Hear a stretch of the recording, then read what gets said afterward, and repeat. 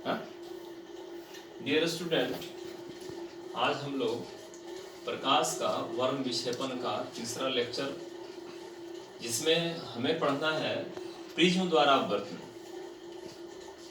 जहाँ प्रिज्म द्वारा अपवर्तन होगा वहाँ एक कोण मिलेगा जिसको हम लोग विचलन कोण कहते हैं। तो सबसे पहले हम चित्र को देख लें, तब पता चलेगा विचलन कहाँ हो रहा, कैसे हो रहा, तब आपको क्लियरली समझ में भी आएगा।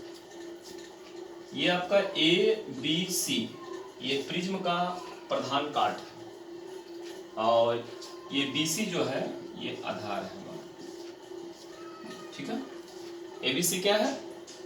प्रिज्म का प्रधान काट। क्योंकि पूरे प्रिज्म पर हम ये काम दिखा नहीं सकते हैं। अब क्या कीजिए, यहां से प्रकाश का एक किरण लेकर चलिए। ठीक है, आप इसका नाम दे दीजिए, ए दे दीजिए, चलिए कोई बात नहीं। ठीक है, और आप यहाँ एक अभिलंब बना दीजिए, तब आपको कहानी क्लियर नजर आएगी। ये आपका इस एन दे दीजिए इसको, और अब देखिए इसको जाना था कैसे, ये रास्ता से जाना था। ठीक है, लेकिन ये क्या हो गया, यहाँ से बैंड कर गया, थोड़ा सा यहाँ से ये बैंड कर गया, बैंड करके इस किनारे तक पहुंचे, AC तक। अब यहाँ पर भी देख लीजिए, अभिलंब निकाल लीजिए, समझ में आ जाएगा यहाँ क्लियर। इस जगह पर एन डैश और यहाँ थोड़ा सा ले आइए, इसको यहाँ मिला दीजिए, ये आपका O हो गया, एन डैश। तो यहाँ पर देखिए, यहाँ पर भी आपका प्रकाश का किरण चूंकि फ्री हो गया, माध्यम चेंज किया, ये सघन है, इधर विरल है, तो ये फिर यहाँ से बैंड हो गया। तो देखिए एक एंगल यहाँ आपका बन रहा है, ये अभिलंब के साथ अपवर्तित किरण यानी निर्गत किरण का, निर्गत किरण, इसका नाम आप दे दीजिए, डी दे दीजिए। ये आपका हो गया आपतित किरण, आपतित किरण। देखिए आपतित किरण का अभिलंब के साथ जो कोण बना, ये आपतन कोण होता है, हम लोग सब जानते हैं, आई। और ये जो अभिलंब है और निर्गत किरण के साथ उसका कोण, ये आपका अपवर्तन कोण बोलिए। इधर चूंकि निर्गत किरण है इसलिए इसको निर्गत कोण बोलिए, निर्गत कोण। अब आप देखिए, थोड़ा सा समझने वाली बात है कि जाना इस यहां से आपतित किरण जब जा रही है यहां से, तो ये प्रकाश की किरण किधर मुड़ गई है, इस ओर, इसके अनुदिश आपका। यहाँ आप नाम दे दीजिए, कुछ बड़ा बी दे दीजिए, बड़ा बी दे दीजिए, यहाँ बड़ा सी दे दीजिए, BC के अनुदिश मुड़ गई है। तो यहाँ देखिए विचलन इतना हो गया है आपका, विचलन कितना हो गया, ये हो गया आपका विचलन, ये del1 हो गया। और ये अभिलंब के साथ अपवर्तित किरण का जो कोण बनता है वो कहलाया अपवर्तन कोण, R1। फिर आप यहाँ देख लीजिए इस ओर आपका, तो ये हमारा हो गया आपका। अब इसको थोड़ा सा बढ़ाइए, फिर निर्गत किरण को थोड़ा सा बढ़ाइए तो आपको कुछ समझ में आने लगेगा। देखिए ये बढ़ गया, तो यहाँ जो कोण है ये हमारा निर्गत कोण है। कौन सा कोण है? निर्गत कोण है। और ये देखिए आपका वर्तित किरण का अभिलंब के साथ यहाँ कोण हो गए, ये हो गया हमारा R2। अब आप देखिए कि प्रिज्म, अब विचलन कोण का हम परिभाषा समझा देते हैं आपको। आपतित किरण का प्रिज्म को पार करने के बाद वह जितने कोण से मुड़ जाती है वो आपका विचलन कोण कहलाता है। इसको ऐसे भी समझ सकते हैं, आपतित किरण देखिए और ये देखिए निर्गत किरण, तो ये गैप आ गया आपका यहाँ पे, ये गैप, ये देखिए गैप है, यही है आपका विचलन कोण। क्या है बच्चों? विचलन कोण, जिसको हम लोग डेल बोलते हैं। और यहाँ देखिए इस सतह के लिए, देखिए सतह AB के लिए जो विचलन कोण आया मेरा वो del1 हुआ, और ये सतह AC के लिए जो विचलन कोण है ये वाला हमारा, नहीं देखिए ये हमारा del2 है। क्या है? del2 है। और ये ओवरऑल इस पूरे प्रिज्म के लिए जब प्रकाश की किरण जो है AB सतह पर पड़ी, BC के अनुदिश मूव की, उसके बाद जब दूसरे सतह से निकली तो वह अभिलंब से फिर दूर हट गया। एक में क्या होता है, यहां से देखिए बिंदु B से प्रकाश का किरण का अपवर्तन शुरू, del1 से विचलन हुआ, फिर आगे बढ़ा बिंदु C पर। देखिए यहाँ चूंकि सघन माध्यम है इसमें जा रहा है, विरल माध्यम है, तो फिर वह अभिलंब से दूर हट गया।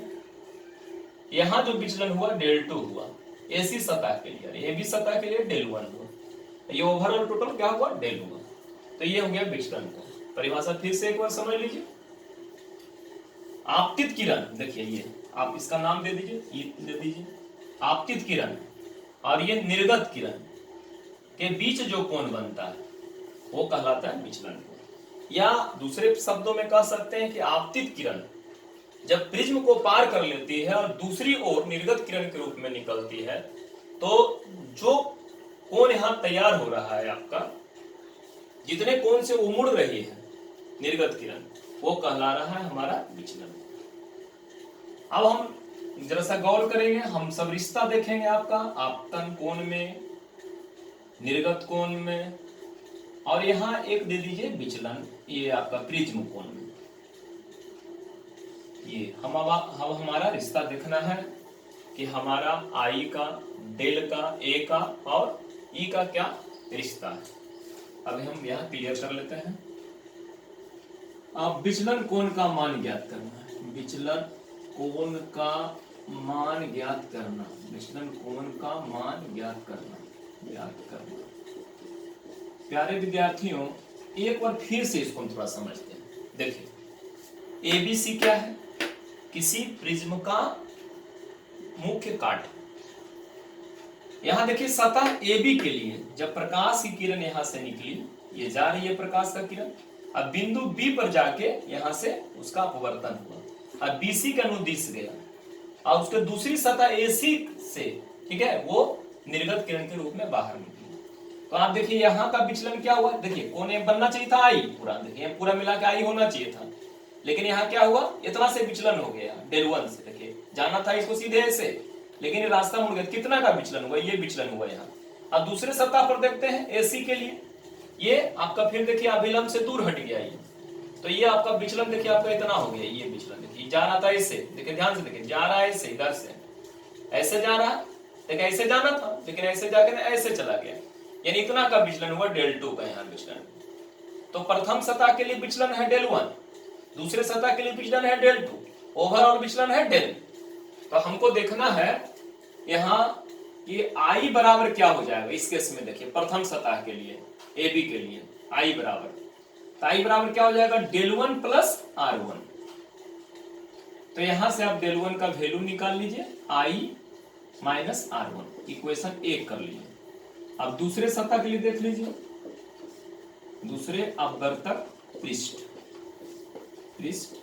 AC के लिए यहां आपको देख लीजिए उधर से E बराबर डेल 2 प्लस R2।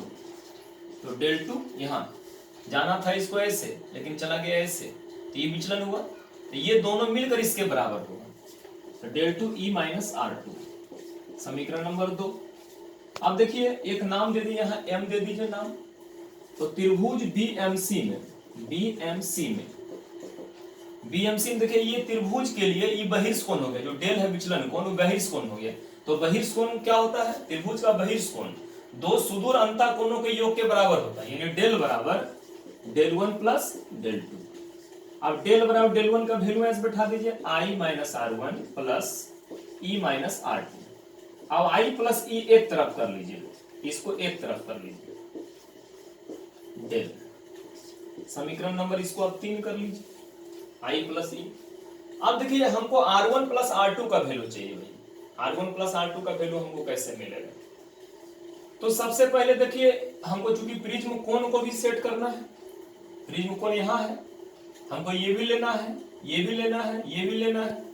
तो देखिए चूंकि अभिलंब है 90 डिग्री का कोण बनेगा, तो यहाँ पर आपका 90 डिग्री का कोण बन जाएगा इस जगह पे। यहाँ देखिए चतुर्भुज नाम बोलिए ABOC में। तो यहाँ देखिए एंगल A है, घुमा के एंगल भी लिख सकते हैं, एंगल पहले ABO plus angle BOC plus angle OCA plus angle CAB बराबर 360 डिग्री। देख लीजिए बढ़िया समझ लीजिए, बीच में एंगल को बीच में लिखा, देखिए यहाँ B एंगल लिए, फिर यहाँ देखिए O एंगल लिए, फिर हम यहाँ C एंगल लिए, फिर हमारा यहाँ A एंगल लिए। तो ए बी ओ, बी है 90 डिग्री है विलंब के कारण, बी ओ सी, कौन बी ओ सी नहीं मालूम है, ओ सी है 90 डिग्री, सी ए बी ए है बराबर 360 डिग्री। तो 180 हो गया 90 plus B O C plus A बराबर 360 डिग्री। तो 180 डिग्री बराबर क्या हो जाएगा, 180 डिग्री बराबर, 180 डिग्री को छोड़ दीजिए, ऐसे इस तरीके से नहीं निकालिए। कोण B O C plus A बराबर आपका 360 डिग्री माइनस 180 डिग्री ले लीजिए। तो कोण B O C plus A बराबर हो गया आपका 180 डिग्री। समीकरण नंबर 4 कर लीजिए। अब हमारा बी ओ सी यानी ओ एंगल निकाल देते हैं। ओ एंगल निकालते हैं, हम देखना है त्रिभुज, देखिए इसको गौर से, बी ओ सी में तो बी ओ सी में आराम से निकालिए, तीन वो कोण है, तो angle B O C plus angle O C B plus angle C B O बराबर 180 डिग्री। ठीक है, तो बी ओ सी का तो मान हमको निकालना है, ओ सी बी का वैल्यू है ओ सी बी R2, सी बी ओ R1 बराबर 180 डिग्री। तो हमको चाहिए क्या, बी ओ सी, यहाँ हमको 180 डिग्री है, देखिए यहाँ भी 180 है, यहाँ भी 180 है, तो समीकरण 4 और 5 को बराबर कर देते हैं। समीकरण नंबर 4 तथा 5 से अब देख लीजिए 180 180 राइट बराबर, लेफ्ट भी बराबर जाएगा, कोण B O C plus A बराबर B O C plus R2 plus R1। देखिए बी ओ सी कैंसिल हो गया, तो R2 प्लस R1 का जो वैल्यू हो गया A हो गया। इसको समीकरण नंबर आप 6 कर लीजिए, यानी R2 प्लस R1 का जो वैल्यू A लिखेंगे। अब समीकरण 3 से, अब समीकरण नंबर कितना से बच्चों, 3 से R2 प्लस R1 का वैल्यू रख दिए, तो डेल इक्वल टू हो जाएगा हमारा I plus E minus A, इधर ले चले जाइए, डेल प्लस A बराबर I प्लस E। ये आपका रिश्ता हो गया आपका, बढ़िया से देख लीजिए, समझ लीजिए, डेल प्लस A यानी आपका कहने का मतलब जितना विचलन कोण हुआ है और जितना प्रिज्म कोण है, दोनों को जोड़ के आपतन कोण और निर्गत कोण के बराबर होता है। यानी इस हम लेसन में हम लोग ये पढ़े हैं कि आपतन कोण का मान तथा निर्गत कोण का मान विचलन कोण तथा प्रिज्म कोण के योग के बराबर होता है। बढ़िया से इसको देख लीजिए, कोई प्रॉब्लम होगा तो आप कमेंट करेंगे हमको। ठीक है प्यारे बच्चों।